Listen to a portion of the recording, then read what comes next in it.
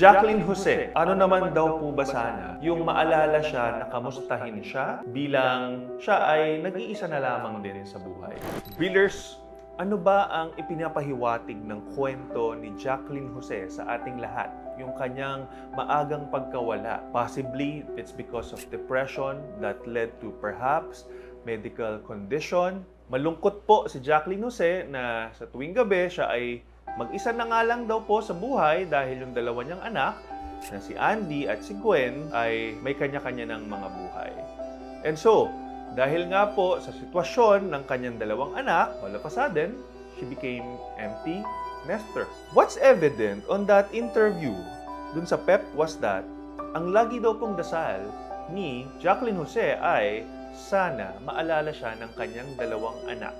Dahil hindi na rin po sila ganun din nagkakausap or hindi siya naaalala madalas, ano naman daw po ba sana yung maalala siya na kamustahin siya bilang siya ay nag-iisa na lamang din sa buhay. Nawala nga kaya si Jacqueline Jose nang dahil sa depression? Billers, posible nga kaya yan dahil from 2022 she's vocal about it, and then 2023 she had a quick interview and she said na she's just making herself busy and appreciating her family more sa showbiz industry. That only goes to show na from September 2022 hanggang nung time ng April 2023, it seems like hindi po nag-improve or nagbago yung kanyang setup sa kanyang dalawang anak. And so, malayo pa rin po sila. Ngayon, Breeders, yung concept na she said na she's feeling depressed and then she's feeling lonely, mag-isa lang siya sa bahay. Maraming regrets dun sa interview na yon. And I felt really bad for her in a way na she's really not prepared na mag-empty nester. Eventually, mawawala din yung dalawa niyang anak at ganun kabilis yung mga pangyayari.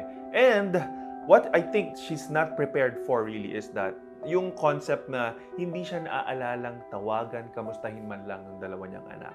Kaya nga, posible rin kaya ba, Breeders, na nang nawala si Jacqueline Jose, ay may sama siya ng loob sa dalawa niyang anak. She kept on saying, and I think it's her way of justifying na naiintindihan naman daw niya, lalo nga si Andy, at pinili niyang makasama ang kanyang pamilya sa Siargao dahil yan yung bagay na hindi niya nagawa nung bata si Andy. Pangalawa, pagdating doon kay Gwen, nag-aaral daw ng mabuti ang kanyang anak kaya talagang sobrang busy to the extent na hindi na siya talaga nakakamusta.